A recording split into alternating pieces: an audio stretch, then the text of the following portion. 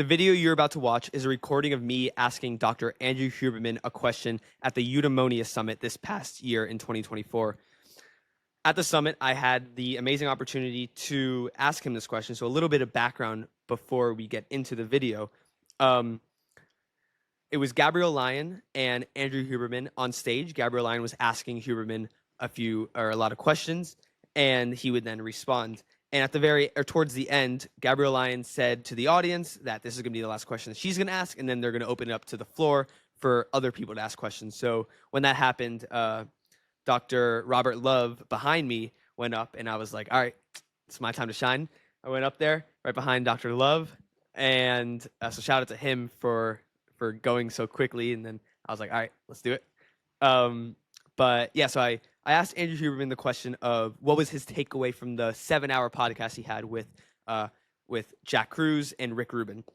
And just, I wanted to preface that this wasn't me like going after Huberman, right? I have great respect for him. I have great respect for Jack.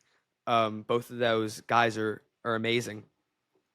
So it wasn't me going after him at all.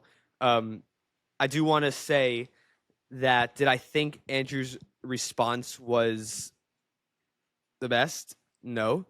To me, and this is just my personal take, and look, I would love to talk to Huberman more on this, but it seemed to me with Andrew's response was that he didn't have a takeaway from the podcast, in the sense of what he told me and what he told the audience was just from my understanding, he already knew that stuff, right? It was morning sun and evening sun from the sunset.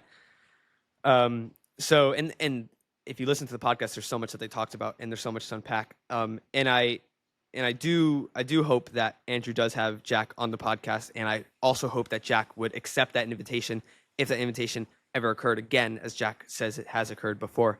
And so before we get into this real quickly, I just also wanted to say that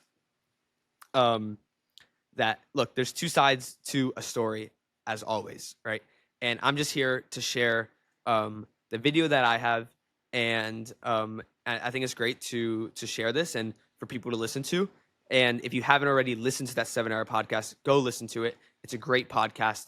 Jack, I mean, he is a genius in the way he talks, in the sense of how much knowledge he's able to express and how much he's able to express without even like having notes or anything. It's amazing. So listen to that podcast, and be on the lookout for more podcasts from me as well, and for more content coming out in the future. So I appreciate you guys listening to this, and I appreciate, as Huberman says, your interest in science, and more importantly, decentralized science. So thank you. Okay, we're going to go back. I'll speed up here. Hi, Andrew. First off, huge fan. Thank you so much for everything you do. You're a huge inspiration for me. But here's my question. So I listened to the Rick Rubin podcast that you were on with Dr. Jack Kruse. And people might not know who Dr. Jack Kruse is, so if you could just say who he is, and then also, what was your takeaway from that podcast? Yeah, I recognize you from social media. You did a post the other day. Yeah, John!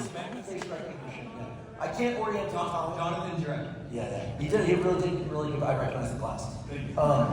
So fucking awesome. We're really going to talk about this.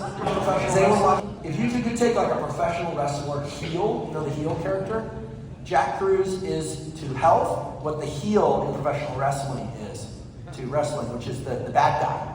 The guy who calls out everything, right? That's Jack. But Jack, I hope he hears this, but Jack did something very important a few years ago. He started talking about circadian rhythms and the relationship between morning light, afternoon light, and nighttime light. Okay, I think this is going to be one of the biggest areas of health biology in the very near future. Why? Because big companies like Apple are starting to design things that have to do with this. I gave the design team information a few years ago, and then they just never talked to me again. Now, there's a lot of interest in making sure that we're getting the correct wavelengths of light early in the day. And what are the correct wavelengths of light? It's blue-yellow contrast. Look at a sunrise when there's no clouds, blue-yellow. And in the evening, low solar angle sunlight is blue-orange, blue-yellow. So short and long wavelengths of light. That is the primordial signal for setting your circadian clock. You have two oscillators, morning and evening oscillator. Even when it's overcast, that information gets through. Jack was one of the first people to start talking about that. He deserves credit for that, despite the fact that he's a very ornery guy. For the record, he doesn't like me. He doesn't like me at all. But the reason he doesn't like me is kind of cool, is that we agree about most things, including that, and the fact that at night you really want to dim the lights down. I don't know if you've heard, but there's this study out of the UK of 80,000 plus subjects showing that there are independent and additive effects of light during the day, getting sunlight and light in your eyes during the day, and darkness at night on significantly reducing the negative symptoms of just about every psychiatric illness and mental health disorder.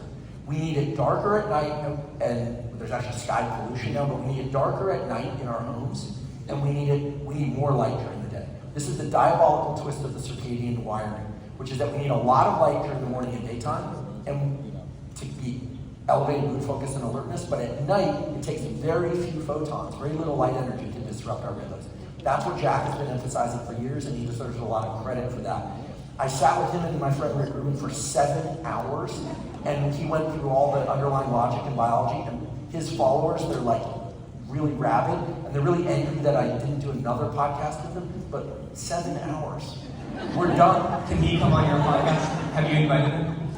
I have not. Can you please? Okay, I'll tell you, his followers are very, I'll keep considering it, yeah. Can everyone look up Dr. Jack Kruse? Oh my goodness. Yeah. It is.